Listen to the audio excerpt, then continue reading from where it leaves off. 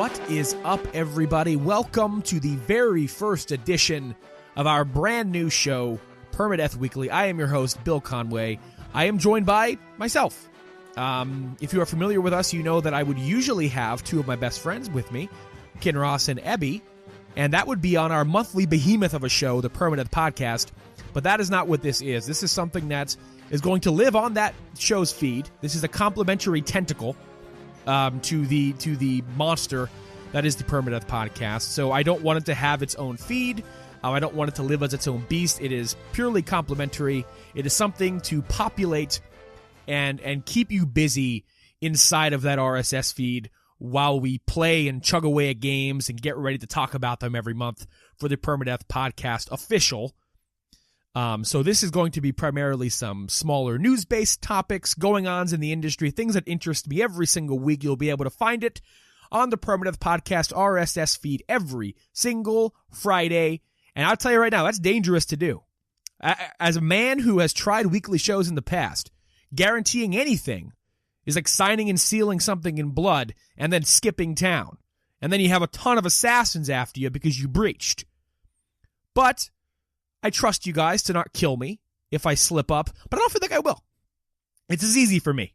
I'm sitting here alone, talking into a microphone, and also forgetting something very important, and that is introducing you not only to this brand new show, but you heard some music before my voice started talking.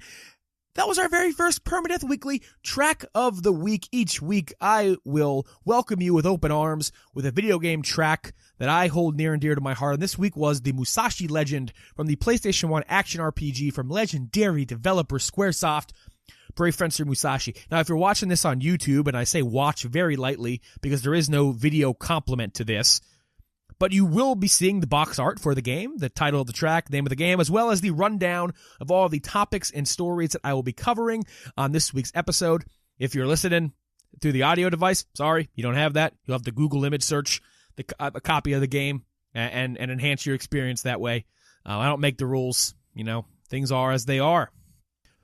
So without further ado, let's get into the show. And I picked a hell of a week, by the way, to start a show based around news stories in the world of gaming, because we had the Google Stadia reveal over there at GDC.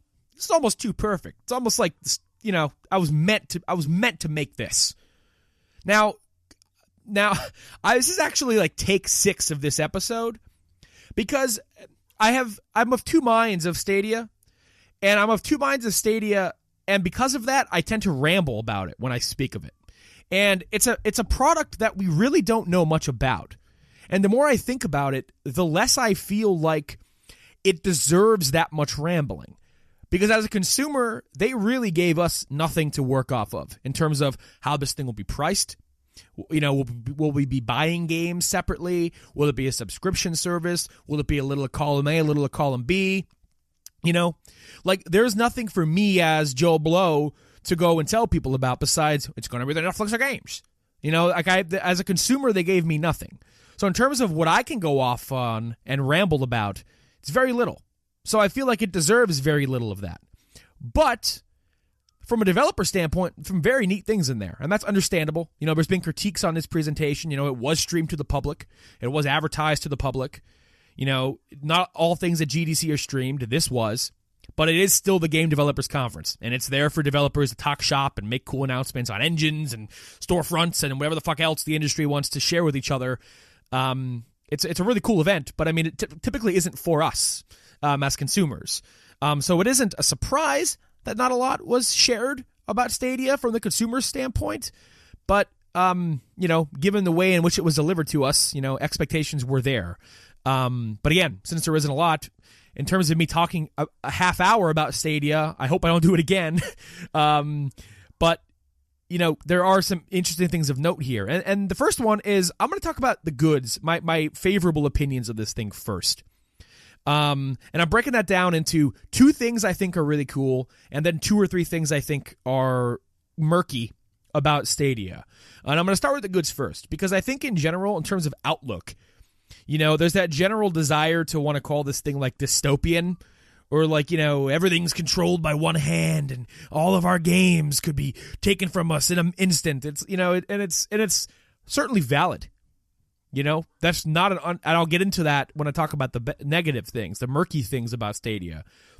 But when I talk about my positive opinions on it, I'm talking about these purely from a hypothetical scenario where all of this stuff is working as intended. People's internets are working, stability is there, Google servers aren't going down. All of this stuff is firing on all cylinders. With that in mind, this stuff sounds pretty awesome, right? I mean, the idea of instant access streaming is something we've lived with for a while now. So that concept of like, oh, this stuff's at your fingertips isn't really some new like, whoa, what? What did he say? Like, whoa, because we've had Netflix and we've had Prime and Hulu and all these things to where we've had like that initial shell shock of like the whole world's at your fingertips. Like that's gone. Granted, it's somewhat new in the landscape of gaming, and it changes a lot of things, and it changes a lot of perspective on how we consume and access these things. But the general idea isn't some brand new thing. So that's not really the part that's blowing my mind. It's great. I think it's really cool. But the things that are blowing my mind, the two things that I think show the most potential for me and the things that excited me while watching that conference. The first one, that game state shit they showed, that's incredible. Like that's my number one most mind-blowing thing for this. I think that's very cool. Now for those of you who watched that, who maybe didn't get what that was, or you haven't watched it at all, you probably won't understand what I'm talking about because I'm not really recapping the conference. So if you haven't watched it at all, I recommend checking out some articles or skimming the stream for Stadia. But this game state system is an idea that, let's say I'm playing Dark Souls 4 8 years from now on Stadia, and I'm streaming this game on YouTube, and I'm showing off this new weapon I found in the bottom of a castle.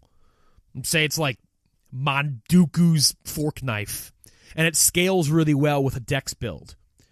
And this is a hard item to find. And everyone in my chat is like, holy fuck, he found Manduku's fork knife. Oh my god. And I just happen to have a sick dex build already in the works, and I am slaying fools left and right with this thing.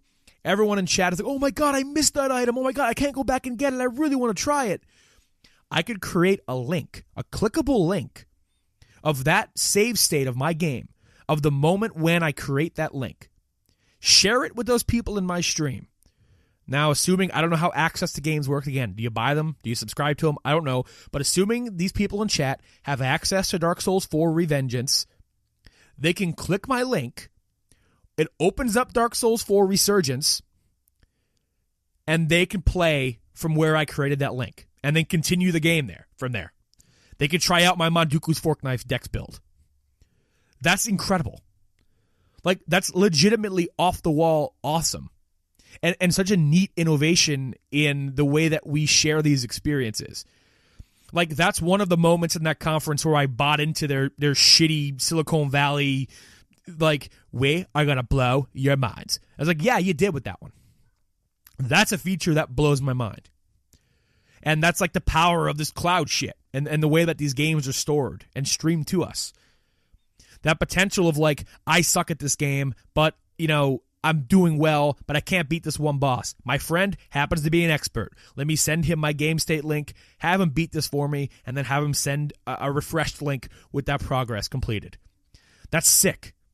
And that also creates like a really cool community around sharing these things with people. Sharing builds in RPG games, sharing save states, and just sharing like, wow, look at this bug. Create link, look. That could potentially open up a door to a new type of bug reporting. Create a link, because sometimes it's hard for developers to replicate a bug. In this instance, you could potentially create a link to you experiencing that bug in that moment. Create that game state link, send it to the bug feedback form or whatever, and have the devs open it up and check it out. That's radical. That's like a real big game changer to me. Like, that's the biggest takeaway I have from it, was that game state shit. I'm excited about that. Very cool idea. The other thing was just this general idea that developers are no longer limited by like a stagnating box. And what I mean by that is I don't mean to sound insulting, because I love consoles. I love console generations. It's really great. I love upgrading PC hardware. But, like, you put out a PlayStation 4, and that PlayStation 4's hardware, I mean, up until this gen, we had their mid-gen refresh. But traditionally, you're kind of stuck with that box, right? And then developers have to design games based around that. Whereas you're using Google's hyper centers over there at Google HQ, their things are running with flops on flops on flops over there that are like 10 times more powerful than whatever we've got now combined, whatever they're talking about on stage. That stuff I don't really understand, so I'm not going to pretend to. But that means that developers can make games that aren't confined to a generational iteration. They can work within this power confine that doesn't stop them. And I think that's really neat and creates an instance where we aren't constantly hindered at the end of a generation of, man, could you imagine if this game just came out a few months later on the PlayStation 5, or these early gen ports and all this stuff, worrying about backwards compatibility. Everything just kind of exists on Stadia, and there's nothing to worry about when it comes to platform. That's cool. That's super cool. That's one of those freeing things with this. And that's one of those, I look at that in a very optimistic light. And I'm sure for devs, that's cool. If it works the way Google says. And again, talking about the positives, assuming everything works. That's how I'm doing this. That's the lens I'm looking at it through. That's exciting to me as well. Because you always worry, one of the biggest things is like, oh man, so-and-so just bought the PlayStation 4, but the PlayStation 5 comes out in like a month. He still has tons of great games to play, but it's like there will always be somebody being left behind. And it's due to the nature of devs needing more legroom to make these games. Generations are a necessity. Generation leaps are a necessity after a while. You can't keep devs locked up on a box forever, on the same box for too many years. Their creativity gets stifled. But this has some cool potential, beyond just instant access and playing it on any device. That's neat. Now, onto my negatives of this thing. My first one is, man, what the fuck was that NPC RPG line from Google CEO? Dude, who knows? Everyone knows the difference between an RPG and an NPC. NPC is not even a game, dude. What the hell are you saying? That was that moment where when the CEO of Google, for those of you who maybe didn't watch it, he was introducing Phil Harrison, who's like, I guess, like the guy, like the game guy working on Stadia, because the Google guy came out and was like, I don't know anything about games, but I love FIFA. Oh, well, RPG? What's an NPC? And then introduced the guy who knows what he's talking about. It was like they jammed 30 years of video game press conferences through a meat grinder and like mashed that into a patty, and that was that moment.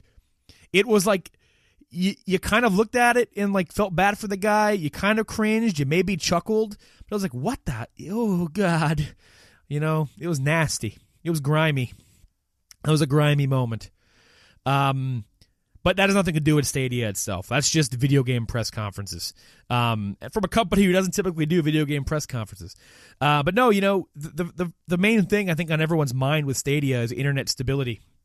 It's easy to demo these things in a conference center that potentially is wired and Wi-Fi'd out the wazoo with a network that you are pushing the shit out of to make sure that these presentations go off without a hitch. And even then, it didn't. On stage, you could see GIFs and videos of that lady mashing the fucking A button and having Cassandra from Odyssey just not she's refusing to jump. There's such an input lag there. Now that's just an unfortunate presentation hiccup, but that's on their conference internet. That's on their presentation shit, on their presentation hardware. What happens when you field test this thing? And that's what I was hoping for the most, I think, was that at the end of this, again, it wasn't for consumers, but I was hoping at the end of this, maybe for the rest of the weekend or the rest of the week, give people access to that Project Stream beta that people had. Let people play Assassin's Creed Odyssey at home. People already got that, but not everybody did. I mean, the people who did, apparently it ran great. And that was the thing I was curious about. Because internet isn't amazing everywhere. And the United States, as like high and mighty as they want to tout their big pecs, Our internet in a large portion of this country sucks. And people want to say, oh, people saying that, you know, they're misrepresenting the internet situation here. No, it sucks, man. When you compare it to other countries and other areas of the country, most people don't have internet to stream on Twitch. Like in my city, the highest upload speed I have is 5. That's dog shit. And what you're paying for that upload speed is like almost twice as much as what somebody in a better developed internet area is paying for something 50 times faster than that. And it's a shitty reality to where our families, primarily most people who play video games, have families in their home with them. Multiple people using the internet at once. Are there home connections if they're living in an area like mine? Or, God forbid, living in the middle of bumfuck nowhere where they have to rely on satellite internet from some company named Grandfather's Best? Will they be able to use Stadia? Because that's my biggest concern. And it's everyone's concern, and it's been repeated ad nauseum as we keep talking about game streaming. Now again, according to people who use Project Stream, apparently it worked pretty damn well on lower internet connections. I have 50 down, 5 up. According to this article on Polygon from Chris Campbell and Chris Plant, they asked him, Phil Harrison, about the connection stuff. And this is what I wanted to see. This is the kind of information I wanted out of the presentation. But of course, we're not going to talk about their limitations on stage. They asked Phil Harrison, so generally speaking, this is the Polygon article, this is the Polygon writer asking Phil Harrison, so generally speaking, if I can watch Netflix in HD without any buffering, I'm probably okay to play this? And Phil Harrison responds with, the example that we use is, if you get a good YouTube experience, you'll get a great Stadia experience. So that's encouraging in a way, because I mean, streaming YouTube doesn't really kill me that much, and I could run most YouTube streams, whether they're 4K 1080, without a lot of buffering, if any at all. The next question brings in bandwidth into account and data caps and stuff like that, because that's another concern.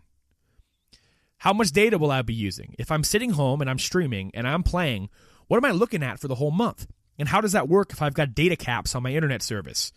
And Phil Harrison responds with, so with Project Stream, we recommended and set a threshold of about 25 megabits per second in order to enjoy 1080p 60 frames per second. In fact, we only used about 20 megabits per second, but we gave ourselves a little bit of a buffer in the calculations. When we launch, because we've made some very significant improvements to our encoder, our streamer, and our compression algorithms, we will get 4K 60 frames per second in almost 30 megabits per second. And then if you're at a lower resolution, you will obviously use significantly less bandwidth. So if they're using 30 megabits per second with 4K resolution at 60 frames per second, that makes 1080p 60 frames potentially doable on a connection like mine. But that's all well and good on a page. But this is, like VR, a product that you can't sell on a stage or in an interview. This thing needs to be field tested. It needs to be put into people's hands. That's why that presentation, as cool as some of that stuff sounded, and again, the stuff I mentioned earlier, game state stuff, the no box limitation stuff, very cool stuff. But I want to see this thing field tested in an environment that isn't a convention hall. You know, because playing it at home with a sister streaming something on Netflix, a brother watching an NBA game through the NBA app, or a family member downloading something, you know, these are all realities of connected homes. Everyone's doing something on the internet, and you can't just ask people to stop what they're doing. So will Stadia work? I mean, according to Phil Harrison, if YouTube's working in that instance, you should have a pretty good experience with Stadia. So I want to take his word for it, so I want to fucking try it. I want to use the damn thing. That's encouraging to read. If that stuff holds up, you know, if Google's encoding and their compression stuff and everything is able to get us that data without needing to hog a lot of internet, this thing could work. But, you know, input lag and all that is a scary thing. You know, I don't want to play a game with input lag. I would much rather, if that's going to be the case, even if there's like a fucking half a second of it, I won't be able to deal with it. I would rather play the game off my own hardware, please. And that brings me to my next thing, and that is game preservation. We're already seeing the all-digital future thing kind of creep in. I'm someone who's embracing it very slowly. I really like preloading games unlocking at midnight, not having to go to the store to pick them up. The games they're just there. And I've succumbed to the convenience of it, especially with the Switch. I don't want to fumble around with those fucking cartridges. But at the same time, the all-digital future is one thing. because you're paying for a license, really, not the product itself, which is scary to some people. So what happens then in the future when you're no longer paying for a license, you're just paying for access to Google's shit? That is scarier for collectors than the all-digital future. Because, like, at any point in time, if Google just catches on fire, you have none of your shit. Nothing. It's all gone. And that's assuming the worst dark future. But again, you have no ownership over these experiences anymore. And for somebody who has a lot of friends who are very into physical, who are very into buying physical games, collecting physical games, they love seeing this stuff on their shelf. I worry for them if this stuff takes off. In 10, 20 years, we're already seeing the decline of stuff like GameStop, and that's predictable. GameStop themselves, they suck with the times in general. You can't blame digital 100% for GameStop being a piece of shit. But it's happening. Brick and mortar stores aren't going to survive. But at the same time, it's like, man, what a bummer it will be to not be able to just buy a fucking game, even if it's digital, if this is a thing. So that's a scary bit of it, man. Every game sitting on one company's service. A little sketch, a little murky. But, we accepted it with Netflix. It's I was thinking about it the other day because my family's been kind of selling off their DVDs because nobody watches them, and it's just a thing of man, when a new movie would come out, you'd buy the DVD, you'd buy that DVD or rent that DVD or whatever. I can't remember the last time anyone in my entire family, my entire group of friends, bought a physical movie. They either own them digitally, rent them digitally, or watch them on Netflix, or stream them, or catch them on demand, or whatever. I genuinely can't remember the last time someone walked through my front door holding a movie in their hands. And that was something, and nobody could have dreamed of. But people kind of embrace that with movies. Games, kind of a different hobbyist collector's mentality altogether.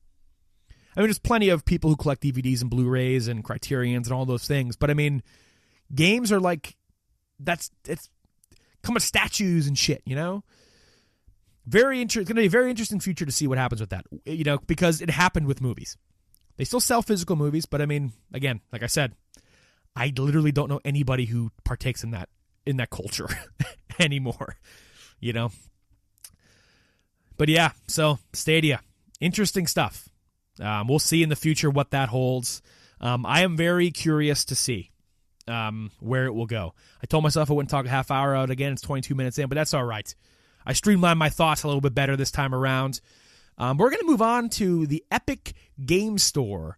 Some more news out of GDC. A lot of interesting things coming out of GDC this week. Epic Games talked about some details regarding sales of Metro on their store. And I'm reading the story off Polygon. This is from Michael McWhirter. But they also announced a slew of exclusives coming to the service. Now, the first big one, all these games, I believe, hold about a 1-year exclusivity deal with the Epic Game Store. I'm not sure if all of them are 1 year or just the Outer Worlds. The Outer Worlds is that new RPG coming from Obsidian. And they have a 1-year exclusive deal with the Epic Game Store. It will be on Windows 10 Store as well. It's funny because this pre-order page is also on Steam. So it's interesting. This is the same thing that happened with Metro, kind of. But along with that, the other big one, huge, weird fucking announcement, it's also coming to Steam, I believe, is all of Quantic Dream's games. The Heavy Rain, Beyond, and Detroit devs. Heavy Rain, Beyond, and Detroit are coming to PC, to the Epic Game Store. Now, Detroit's an interesting one. All of them are interesting ones because I thought they were all Sony exclusives. And for the longest time they were. But I assume, I know Quantic Dream announced recently that they were going kind of independent and breaking off from that exclusive stuff, and people will be able to play their games on more platforms. But I was not expecting Heavy Rain, Beyond, and Detroit to become those games that I think that's cool. People want to dunk on David Cage a lot, but from a game design perspective, I think Detroit is about as good a branching storyline game as you could possibly make. Say what you want about the story. You know, it is cheesy. It is fucking hokey as hell. But there's some really great performances in there. The Connor and Hank stuff is really great stuff. And I think that flowchart and the way that those stories and paths interconnect, I think it's top class in terms of story branching. Like, I think that's the best example of it that's ever been made in games. I mean, it's hard to argue that. You could dunk on the guy all you want, but I mean, people wonder why that game keeps winning Best Narrative awards. I think it's just because of the way you could change it up so much. It's so interesting to watch that game work. You know, take it as you will. But the other exclusives for the Epic Games Store are After Party from Night School Studios. That's the Oxenfree guys. Control is an interesting one. That's from Remedy. I'm really excited about Control. I guess I'll be buying it on the Epic Games Store. Dauntless, that's that Monster Hunter game. Industries of Titan. Okay, Journey from the Savage Planet. A bunch of indie stuff. So a lot of big gets. I mean, notably After Party, Control, Quantic Dream, and The Outer Worlds. I mean, those are pretty huge exclusives for the store. Now, I added this to the show because, you know, I'm talking earlier about one company kind of controlling things. You know, if all these games were on Google's platform, well, you know, what happens? You know, this I kind of relate this loosely with a red string in that PC has kind of never had this happen to it before. PC players have never had this happen to them before, where everything's on their platform still. You know, it's funny. We talk about this exclusivity thing. All these games are still playable on your same box, but Epic is paying money to have timed, sometimes permanent exclusivity over games, adding it to their storefront. Now, I'm not someone who like whines about different clients. I generally don't really care. You know, sometimes I enjoy it because like I think Uplay is pretty good. You know, it's fun. I've never really used it until the Division 2, but like I think in some ways Uplay is like better than Steam in some UI and just general usability. I think it's a pretty slick client. Other stuff I don't really use much at all, like Origin. I use it for Apex, you know, whatever. But I generally don't care, you know, because at the end of the day, I'm gonna make the desktop shortcut, and I'm just gonna be about my day.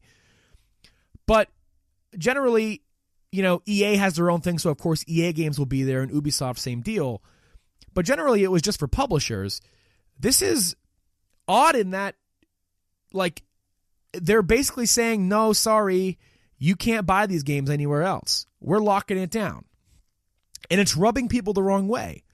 Because one of the nice things about PC is like, okay, yeah, I can buy it on GOG, I can buy it on Steam, you know, or I could buy like a DRM free yeah, you know what I mean? All different options, you know, I could pay through Humble or whatever. This is like, nah, you're using Epic. And I'm not sure how I feel about that, to be honest with you. I don't mind that these things exist on Epic. I don't mind using Epic Game Store. Like, I don't care about that. That's not a big deal to me. But it's an odd thing to take choice away, you know? It's like the devs aren't putting it there by choice; they're doing it because they're getting paid to do it. It feels like you're putting a gun to their head. Granted, a gun that's paying them more money than Steam, but it just feels weird. I don't know. It feels wrong in a way. I don't know how to describe it.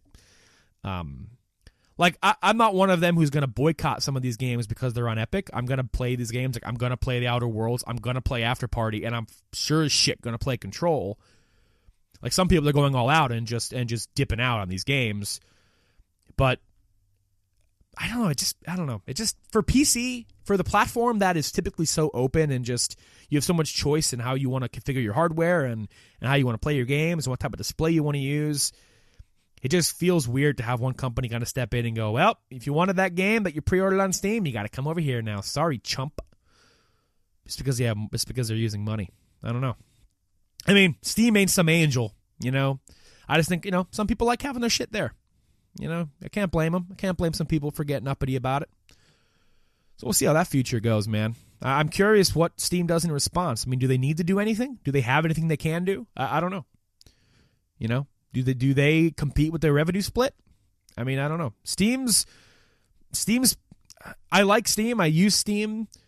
I mean, I can't really speak for how well their front page is, though. I think it's ugly as sin. So, I don't know. But at the end of the day, I'm just playing the fucking games, man. I don't care where I buy them. But people do care. So I wanted to bring it up because I think it's interesting, and they've gotten some interesting games lined up for exclusives. Yeah.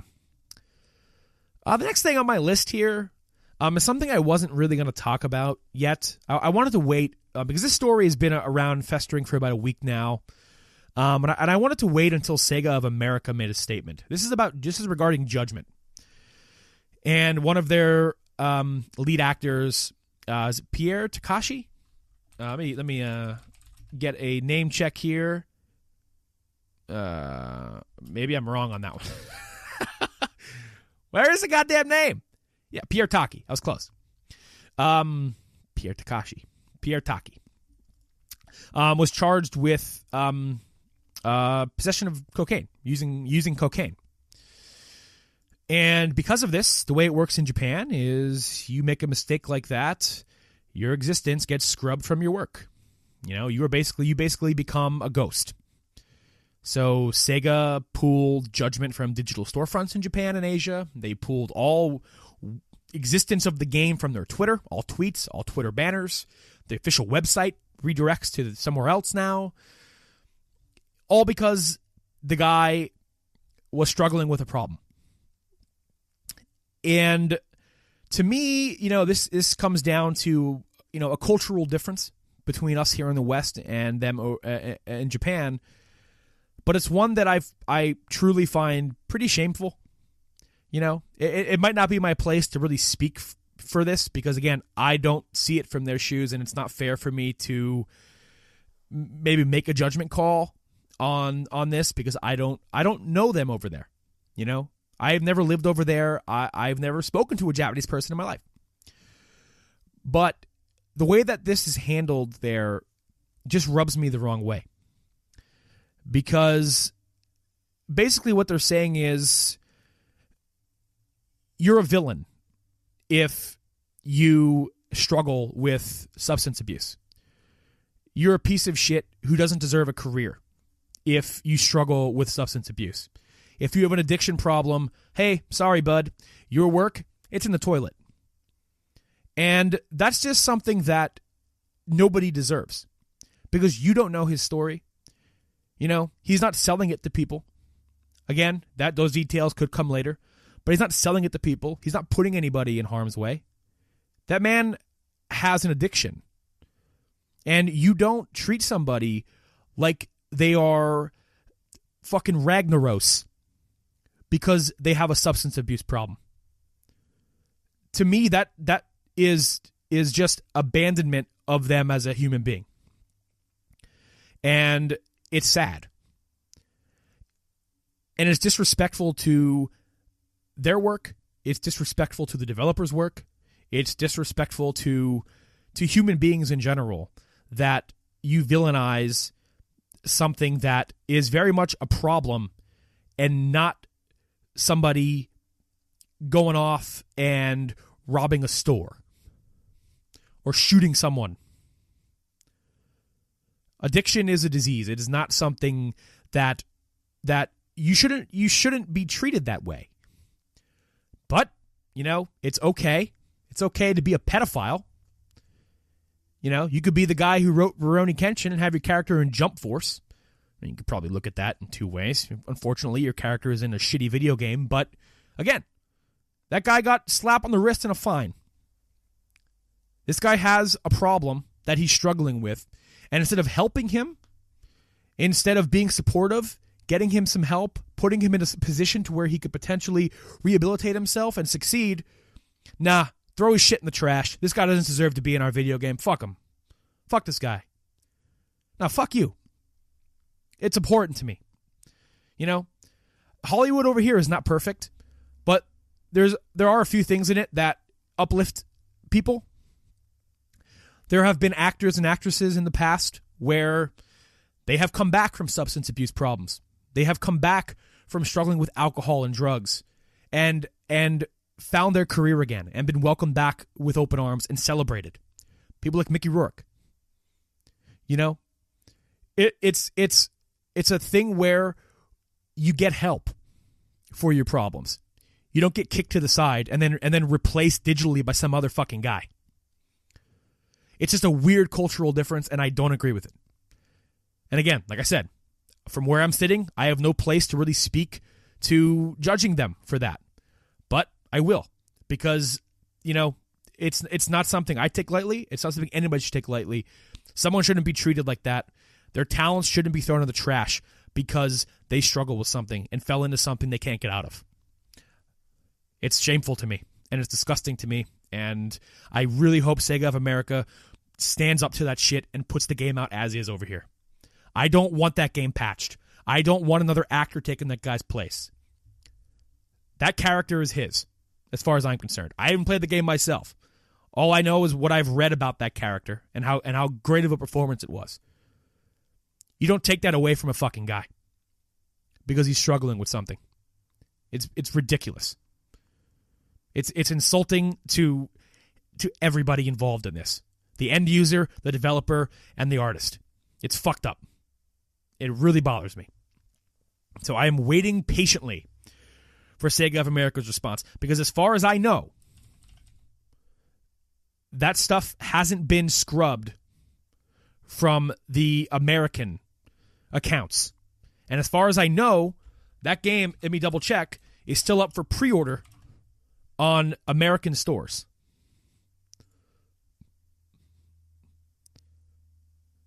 Yeah, it's still up for pre-order on Amazon. No idea what's going to happen with that. That's all up to Sega at this point. But it's fucking shameful, and it pisses me off. Not just because I want to play the game, but it's just a dick move. It's a dick move. I'll tell you what doesn't piss me off, though, and that's the Division 2. One thing I want to avoid with this show is kind of talking about what I've been playing, because I want to reserve that meaty stuff for the Permadeath podcast proper. But since the Division 2 is a living game, and by the time that we record Permadeath podcast, this game could go down the shitter by the time I'm level cap and playing the end game. I kind of like giving some early impressions on it early on in the game before I'm level cap and everything. Excuse me, voice is getting hoarse. Talking by yourself for an entire episode hurts. But yeah, so I've been playing Division 2. I have about 25 hours into the game at this point of recording, about almost a week later. Man, it's just a really good game. It just feels like a full meal came out of the oven and not a single course is missing. It is a meaty son of a bitch of a looter shooter. And that's a great, refreshing thing. Because this is one of those genres that just continuously makes the same mistakes.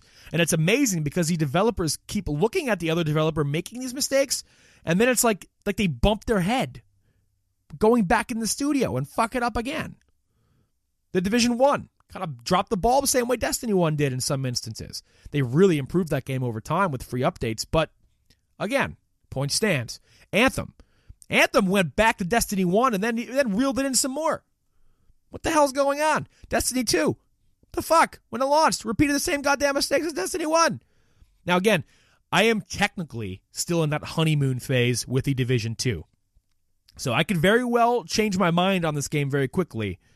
Much like Destiny 2. When Destiny 2 launched, everyone was hype on this shit. Wow, they improved everything from Destiny 1.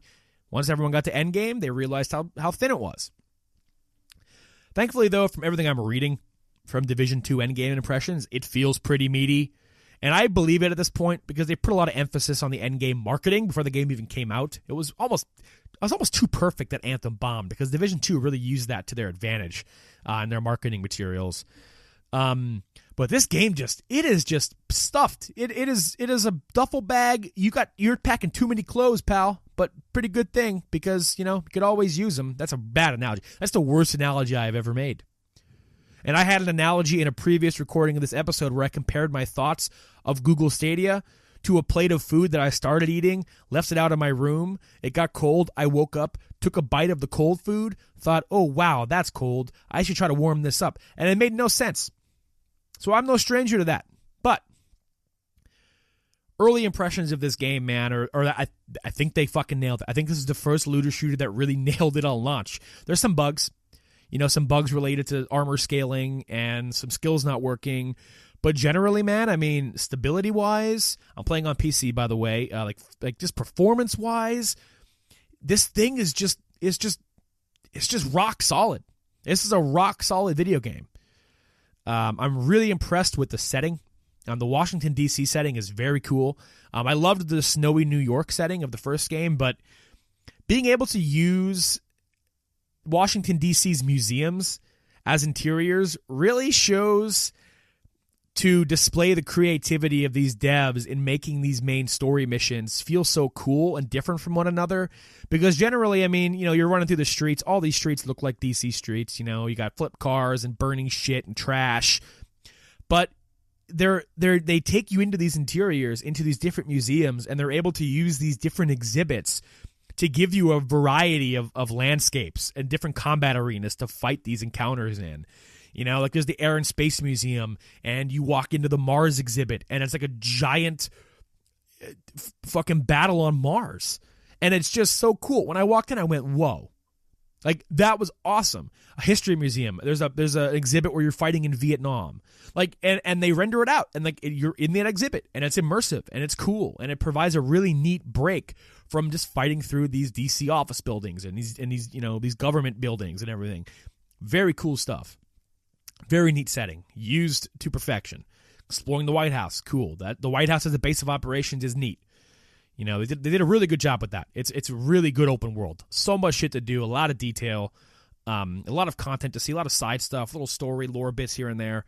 The story kind of sucks, but I mean, I'm not really playing it for that. The president's there. The president says like shit once, and they're like, yeah, president, say shit.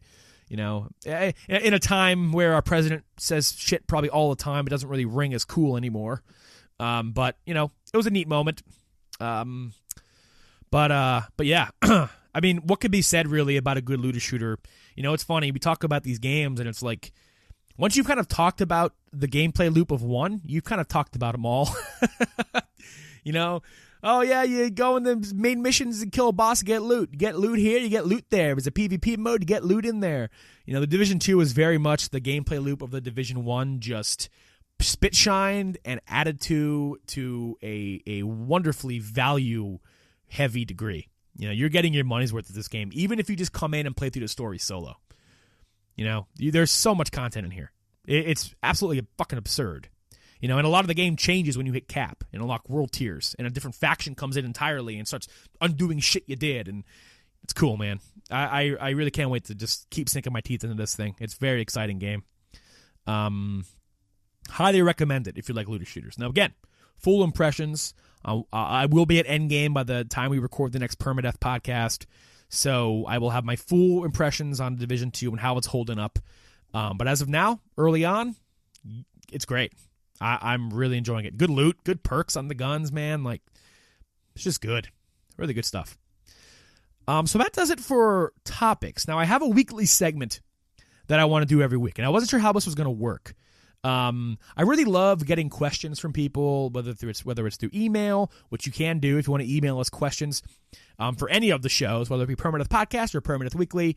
If you're emailing them for weekly, just include weekly in the subject. You can email us at permadeathpodcast@gmail.com. You can also tweet us at permapodcast. Also, there'll be a link somewhere. You can find the link, whether it's on YouTube or on Twitter or somewhere you go, to our Discord. We have a channel there specifically for dropping podcast questions. So you could do that there as well. Again, just let us know what show you mean it for. But I wanted to try something a little bit different with a question segment, and I wanted to utilize the very infamous Yahoo Answers. Now, every week, different stories and different topics. I wanted to get some up-to-the-minute responses from people on these topics using an anonymous account on Yahoo Answers. Now, I wasn't sure if anyone was going to answer these questions because I've never used a website for my own personal gain before. So I made an account, and I asked a sample question first. This has nothing to do with any of the topics. So question 1 for this week's edition of Searching for the Answers. Question 1.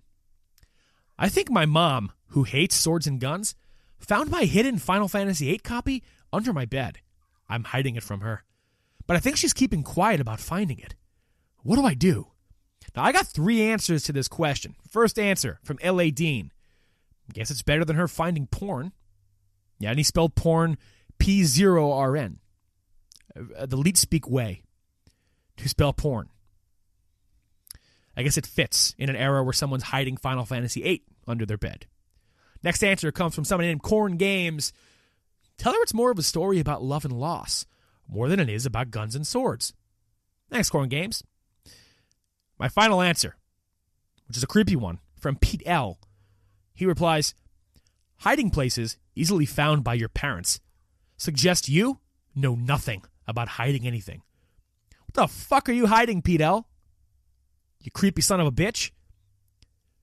So now, some questions pertaining to what we talked about today. And actually, looking at this list, it's just about Google Stadia. So I have 2 questions now that I asked. First, I want a simple question. Because apparently, people struggle with this one, according to the Google presenter at the Stadia conference. And I asked, do you know the difference between an RPG and an NPC? I got 3 replies to this. Mark 9 just says yes. Good. Harry says an RPG is a role-playing game. An NPC is a non-player character. NPCs are present in basically all games, not just RPGs. Nice, Harry. Jenna, RPG equals role-playing game. NPC equals non-player character. So people went simple with that one. They didn't question why I was asking that question. My final question was a simple one, and it very much plays into the theme of this episode. Do you think Google Stadia could be the future of games? Or are there too many gamers out there that they'll create internet extinction? I got 2 answers to this. First one comes from Atomo. What? How gamers supposed to destruct the internet? Didn't really answer the first part of the question, Atomo, but answering me with another question means you didn't understand. The answer I selected as the best one comes from Raditz, taking a break from fucking up Goku. And they reply with a very sound answer. And pretty much what everyone's thinking and what everyone's talking about. And they've worded it very well. It'll become the future of gaming, but only when internet infrastructure is better, with fast, affordable, and without any bullshits like data caps, usage limits. Remember that 90% of the world didn't have a fast and stable internet, which is the main market for Stadia. So unless Google could influence all of the ISPs in the world to build infrastructures and change their policies to make internet affordable, Stadia will surely die on arrival, and it'll become Ouya 2.0. I maybe wouldn't go that far, but yeah, it's fucking true. I had some other questions I submitted for some other potential stories, but I didn't talk about those, so you know what? I'll read this one. I asked, because Splatoon put out a demo recently, like a timed free demo, and it comes with like some free Switch Online time or something. And I was just going to bring it up and say, play Splatoon. I asked Yahoo Answers, do you wake up, look in the mirror, and instantly want to go back to bed, realizing you will never be as cool as an inkling from Splatoon? First answer from Diego just says, nice question. Thanks, Diego. Next one comes from Stephanie. Says, all the time. Third answer and final answer comes from Classy Goose. And they say, I don't know what an inkling from Platoon is, so I am so glad I don't have those standards. You just don't know what you're missing out on, Classy Goose. But I guess that's for the better. Your self-esteem is probably higher than mine.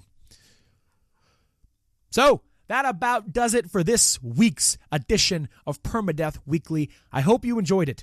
Any and all feedback, please give it to me. Throw it my way. This thing being weekly, we're going to iterate on this motherfucker as much as we possibly can. Changes, tweaks, whatever it may be. Any suggestions for tracks of the week? I just hit my microphone stand, so if it came through on the microphone, sorry. I maybe shouldn't have even brought attention to it, because maybe you wouldn't have noticed it at all, or I could have cut it out. But now I've already talked too long about me hitting my microphone stand, so fuck me, right? Send me all feedback to me personally on Twitter. You can follow me at Peppered Ham. You can follow the show at Perma Podcast. You could hit us up there with feedback. You could also find the show on YouTube. Leave a comment in the description down below if you want. You could also find links to our Discord there. Come in, chat us up. We're there. We're active. We're in there every single day. Hit us up with any information, any stories you might like to discuss. Again, tracks of the week, questions, whatever. We have channels for that stuff. And as always, save smart, but save often. And see you in the history.